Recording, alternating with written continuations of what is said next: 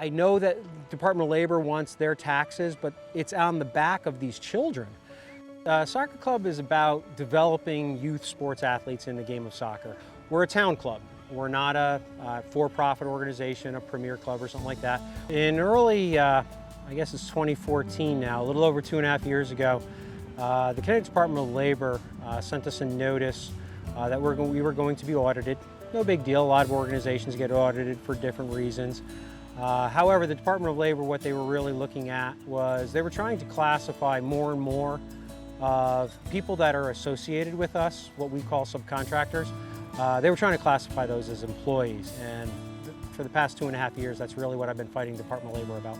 I was very surprised when I heard about Department of Labor was trying to classify referees and probably other people as employees. It really shocked me. My issue is that my oldest, 15, just got her referee license, and what I found very strange about it is that somebody who I would consider a non-employee, somebody who should be a 1099 from a club, my daughter can work at any of the clubs, and I don't know if there's 100 or 200 or 1,000 in Connecticut, but is she an employee of 1,000 different places? No, that doesn't make any sense whatsoever. She's basically providing a service as I would as a consultant. But if you talk to any referee or official on a field, they're not employed by the teams that they're officiating over. In fact, they're the ones that maintain control over those two teams, decide when the game is going to start or stop, and who gets thrown out of the game, essentially. Clinicians are those individuals who have approached the club to run a clinic. We may have a really good coach in the area who wants to run a full clinic. There's a professional goalkeeper who we're very fortunate enough to have in the area who wanted to run a goalkeeper clinic.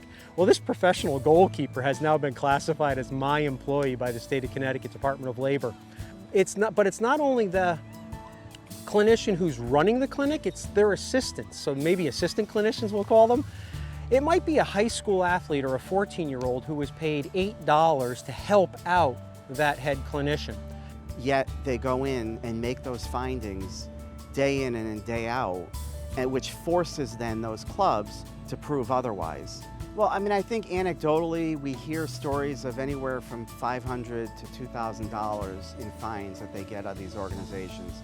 So if they're doing 50 a year, it's not a lot of money. I mean, maybe 20,000 they're getting annually, if that. But again, the damage that it does long term is far more harmful.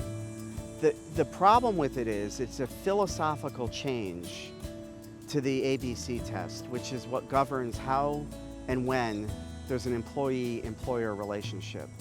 And if they're able to corrode the pure interpretation of that test, that affects all employers across the state of Connecticut. And eventually that could be bigger dollars. I think the legislatures need to realize that, I don't know if they're trying to get income out of it, but this is not what you want to make, for an income base for the state.